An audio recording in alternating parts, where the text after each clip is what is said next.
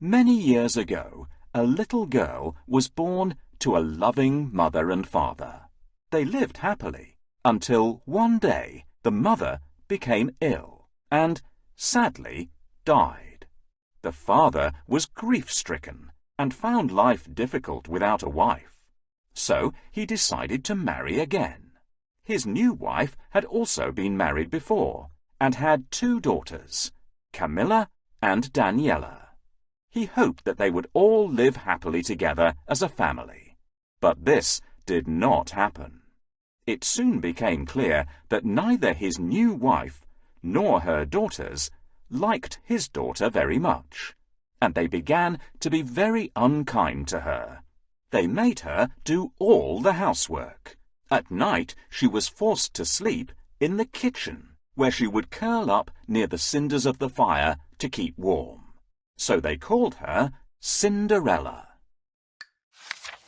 One day, Sinderella was busy washing and ironing in the kitchen when her 2 stepsisters burst through the door. "Where are my clean clothes? Iron this dress now," demanded Camilla. "First, you can tidy my room and clean my shoes," cried Daniela. "No, me first," screamed Camilla. "No, me!" shouted Daniela. Then they both began to fight. Daniela pulled Camilla's hair. Camilla pinched Daniela. Daniela kicked Camilla, and Camilla yelled so loudly that Sinderella had to run quickly to steady the china on the dresser. "What is going on?" Cinderella's stepmother appeared at the door. "What is all this screaming about?" Her daughters stopped immediately and pointed to Cinderella. "She won't iron my dress," said one. "She won't clean my shoes," said the other. "She is mean and spiteful to us," they both added. Cinderella's stepmother glared with a face as cold as iron. "Cinderella, this is disgraceful. I shall tell your father what a lazy, nasty girl you are." She then put her arms around her 2 daughters, saying, "Don't you worry, my darlings. I have a very special treat for you both." Daniela and Camilla smiled very satisfied smiles. Then they turned to Cinderella and pulled very rude, ugly faces before leaving with their mother. My stepmother always gives me a lot of work to do. I have to polish the kettle until it shines, make the dinner and wash the pots, wash the clothes and mend the socks. I wish I had some help. Can you help me? This pot is used for cooking food. It's still very greasy, so let's give it a scrub.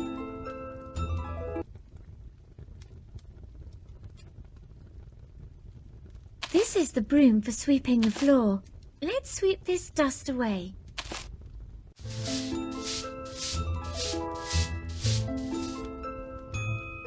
Thank you. That's nearly all done. This pot is used for cooking food. It's still very greasy, so let's give it a scrub. There's just one more job to do. Let's do it. Plates need cleaning after every meal. Will you help me to wash them?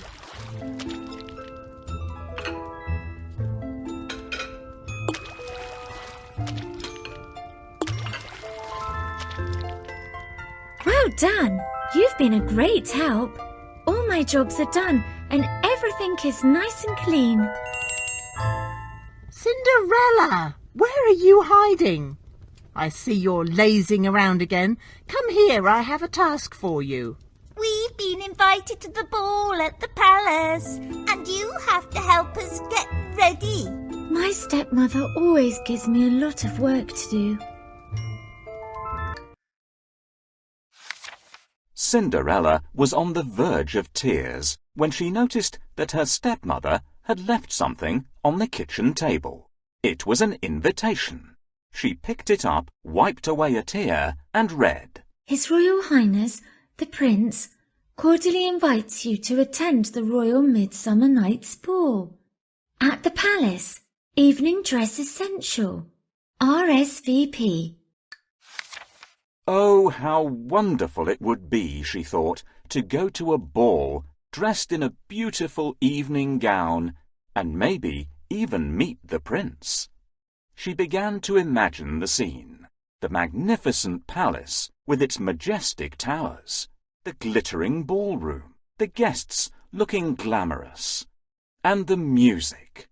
Oh, what beautiful music there would be! The dancers would be swirling and gliding across the dance floor, and of course the prince would be there, looking handsome and charming. He would see her and make his way across the ballroom and... Suddenly her stepmother returned. Give that to me! How dare you read my mail? As she snatched the invitation, she said, Don't think that you'll be going to the ball, because you won't. You have far too many chores to do. Get on with your work, you idle girl. When her stepmother had gone, big tears started to trickle down Cinderella's face. She had thought to tell her father how badly she was treated, but felt he might not understand and be disappointed with her. It was her stepmother's word against hers. Sometimes it was more than she could bear. Cinderella, you had better make us look stunningly beautiful. Find me a fabulous ball gown so the prince can't take his eyes off me. I have made them a wardrobe of different dresses. Will you help me to choose the best ball gowns for them? I'm first. Let me try this one.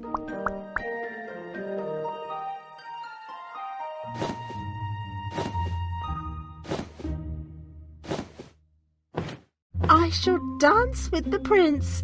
He won't be able to resist me because I'm so beautiful. I want this one. I like red.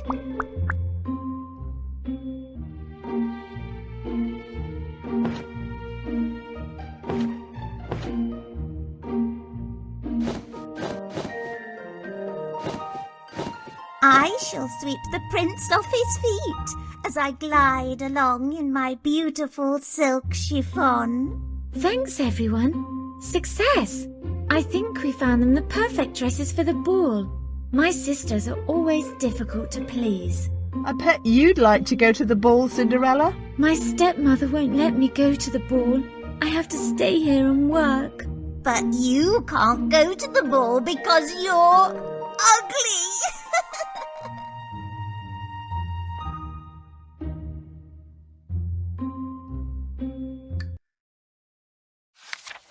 During the following weeks, Cinderella was kept busy making new ball gowns for her stepsisters and stepmother. She cut and stitched and sewed until finally the dresses were finished. When the day of the royal ball arrived, there was great excitement. Cinderella was ordered to help Camilla and Daniela get ready. They bustled into the dressing room and began their demands. Polish my fingernails, Cinderella. Cinderella, brush my hair. Tie my bow. Straighten my dress. Find my petticoat. Fasten my buttons. Fetch my shoes. Do it now. Poor Cinderella rushed here and there, trying to do everything she could for her stepsisters. She dressed them beautifully in their new ball gowns. Camilla's gown was made from the finest gold and blue silk, and Daniela's from red and gold satin. They both put on their richest jewels, their rings and necklaces of pearls and diamonds. They paraded around the room like peacocks, glancing at their reflections in the mirror, each thinking themselves more beautiful than the other. My dress is more beautiful than yours, said Daniela proudly. No, it's not. My dress is the most beautiful. Red is an ugly colour. It shows up your spots. Camilla replied. No, it doesn't. Red is a royal colour, and I shall dance with the prince. He won't be able to resist me because I am so beautiful. You're as ugly as a toad. It will be me who sweeps the prince off his feet as I glide along in my beautiful blue silk chiffon, taunted Camilla. Daniella's face turned crimson until it almost matched her dress. We shall see, shall we? She said. Then she launched herself angrily at her sister, but Cinderella quickly came between them.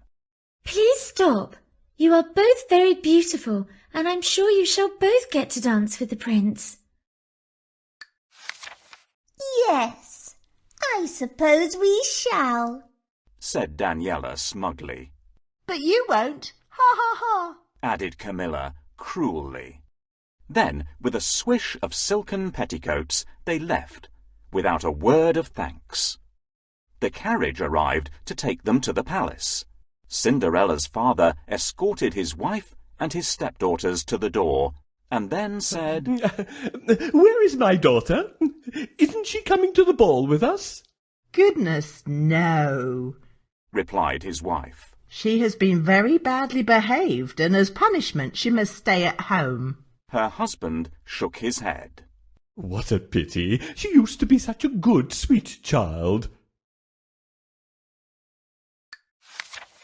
Cinderella watched as the carriage drove away, and she felt a deep sadness in her heart. She sank down by the fireside, and this time she could not stop the big, sorrowful tears. She wept pitifully. Oh, why can't I go to the ball? I wanted to go so much. Why must I be treated so unfairly?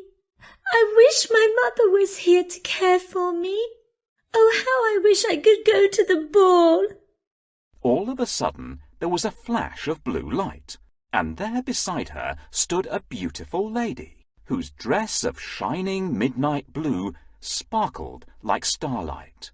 She held a twinkling fairy wand and looked at Cinderella with the sweetest smile. And you shall go to the ball, dearest girl. Don't be afraid, Cinderella.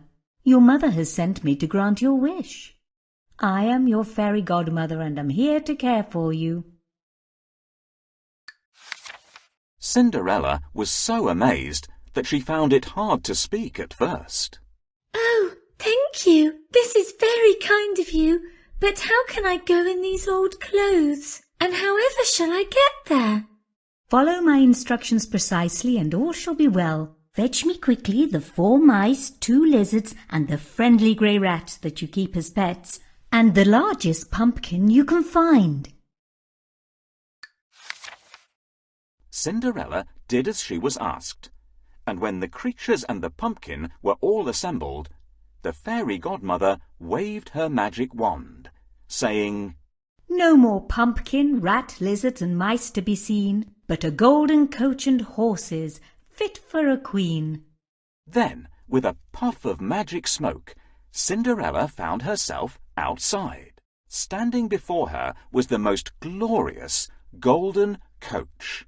It was pulled by 3 white horses that held their plumed heads high against the evening sky. There were also 2 smart and very well turned out footmen to attend her, and a white-whiskered coachman to drive the coach. It was indeed fit for a queen. Good heavens! Exclaimed Cinderella, and then she noticed her ragged apron. Don't you worry about that, said her fairy godmother softly. Now close your eyes and stand very still. She waved her magic wand a second time, saying, No more an old and ragged dress, but a beautiful gown fit for a princess. There was a silver flash of light, and when Cinderella opened her eyes, she was amazed. Her rags had been transformed into the most fantastic ball gown that shimmered with a magical blue light. Her gloriously shining hair was crowned with a blue crystal tiara, and she noticed on her feet the prettiest, daintiest crystal dancing shoes. She smiled and glowed from head to toe with the most extraordinary beauty. Now you are ready for the ball, said the fairy godmother. You look beautiful. Oh, this is my dream come true. How can I ever thank you enough? Cinderella replied gratefully. Now before you go, please listen carefully, Cinderella. My magic will only last until midnight, so you must be home before the clock strikes 12. Here's your invitation. Off you go now and enjoy yourself. But remember what I have said. Cinderella smiled and nodded. The coachman opened the coach door, and she was taken swiftly to the palace. You shall go to the ball, Cinderella. How can I go in these old clothes? And however shall I get there? Follow my instructions precisely and all shall be well.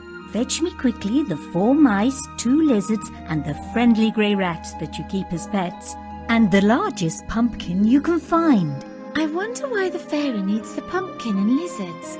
Let's find them.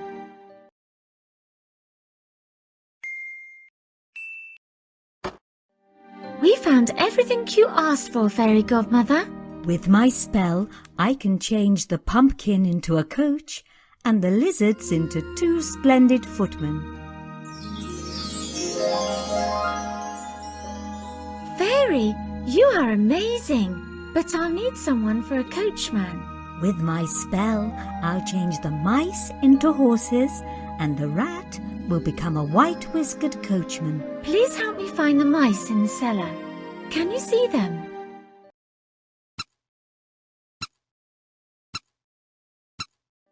Well done! We found everything. No more pumpkin, rat, lizards and mice to be seen, but a golden coach and horses fit for a queen.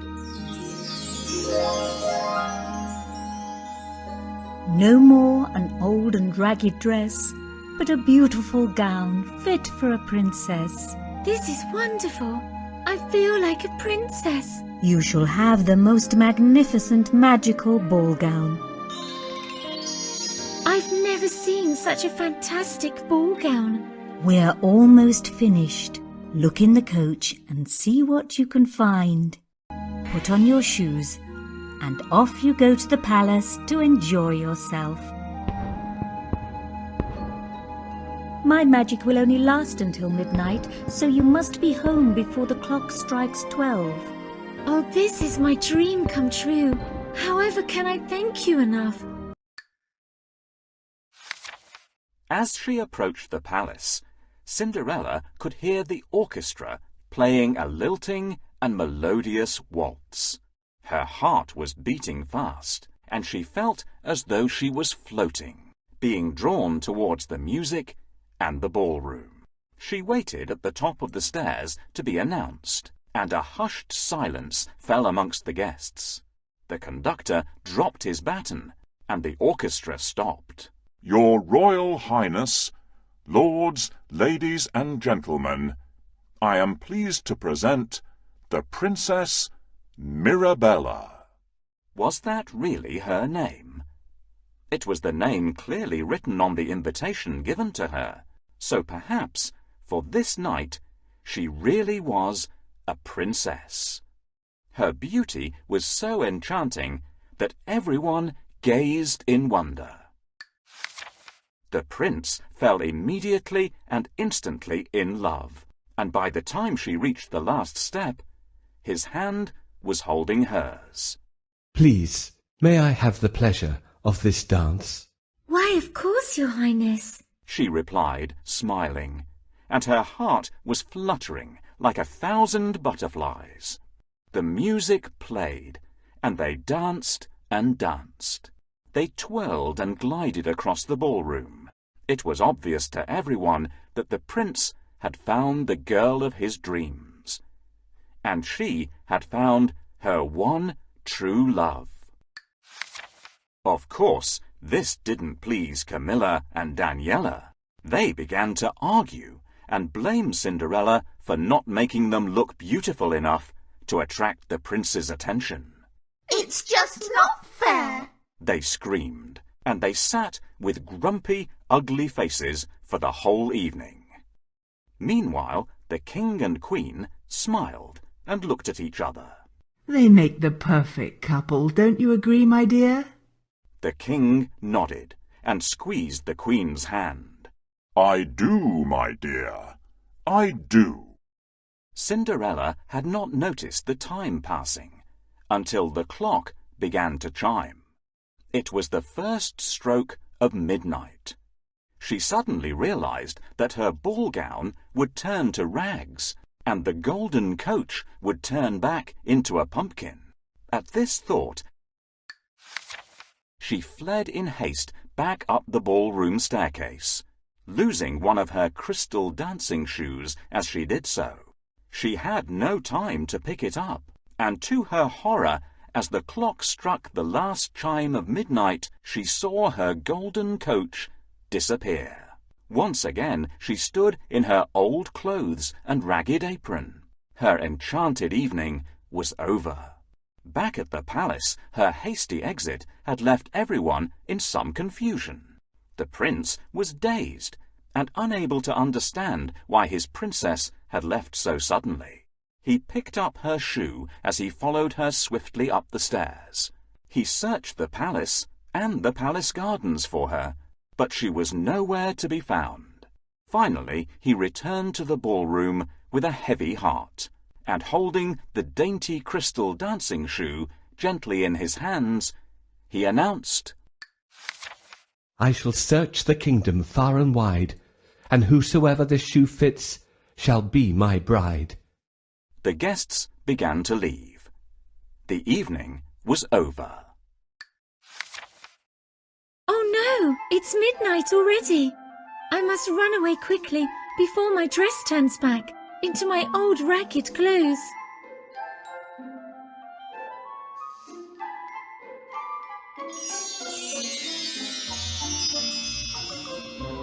I'm late. Oh dear, the coach has turned back into a pumpkin. How could I forget my fairy godmother's words? I need to leave now. The prince mustn't see me. My scruffy appearance and this ragged dress will scare him away. I need to escape down the empty road so that no one sees me.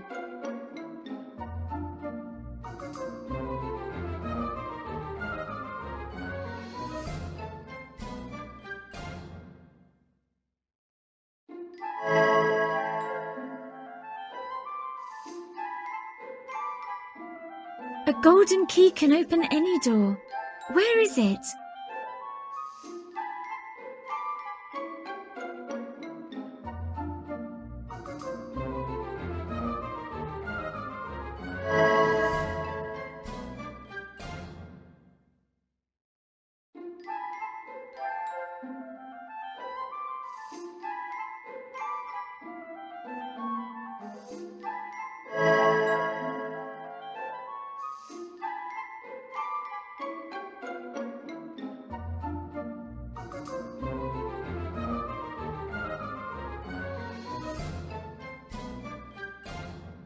Thanks, everyone. Where has she gone? Why did she run away? She is the girl of my dreams.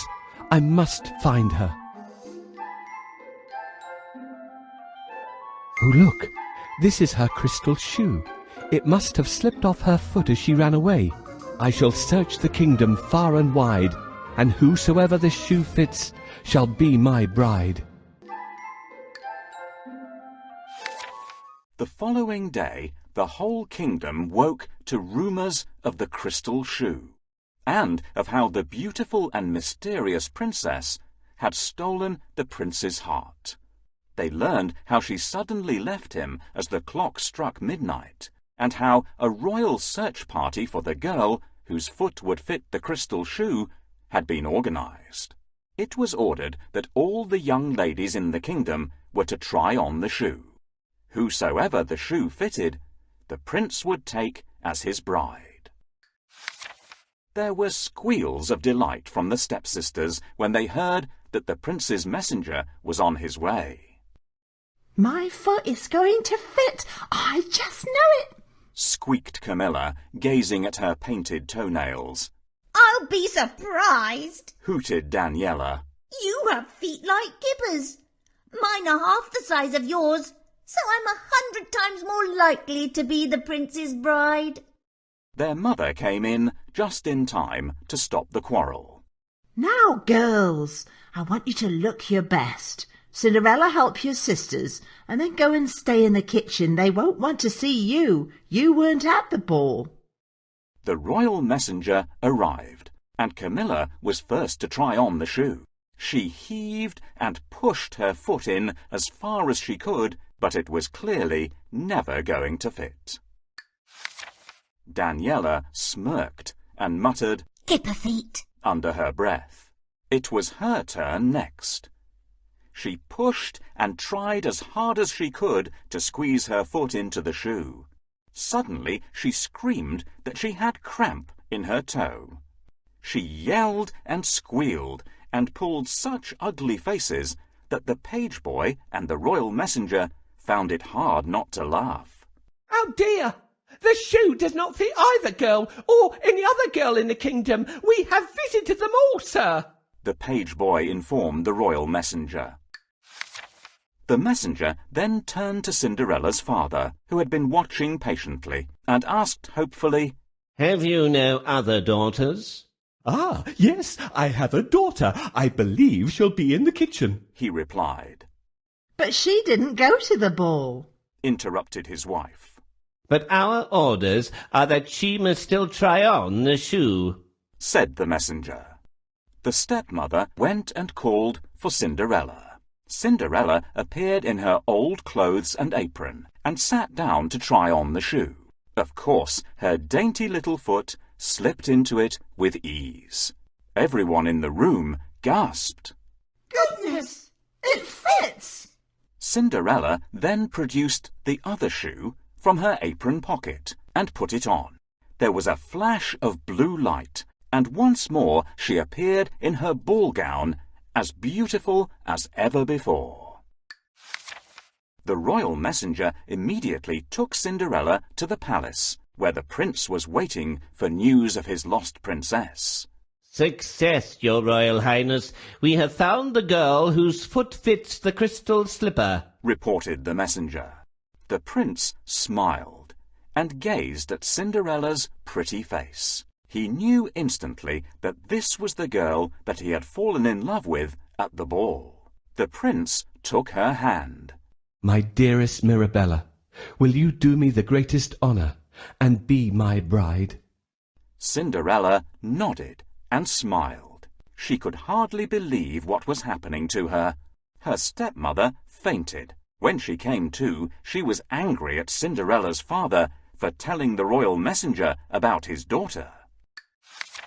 They would certainly have chosen one of my daughters to marry the prince if that dreadful Cinderella hadn't appeared.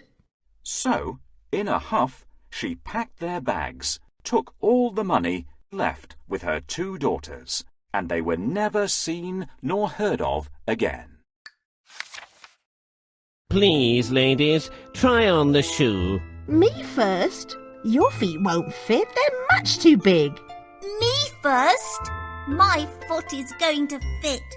I just know it. Can you stop the quarrel? Tap on the sister that you think should try on the shoe first.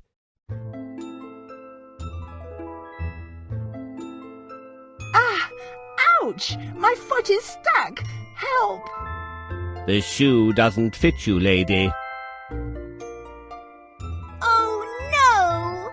It's too small. It won't even fit my big toe. Please, may I try? How can it be your shoe? You weren't at the ball. I have been ordered to search the kingdom far and wide, and whosoever this shoe fits shall be the prince's bride. She can't be the princess at the ball. I don't believe it. My lady, The shoe fits perfectly. I will take you to the palace where the prince is waiting for you. This dress is beautiful. This is wonderful. I feel like a princess. The royal wedding was announced. When the day came, bells rang, clocks chimed, and a public holiday was given. Everybody celebrated with feasting, music, and dancing in the streets. It was a glorious day. Cinderella's father walked her proudly down the aisle.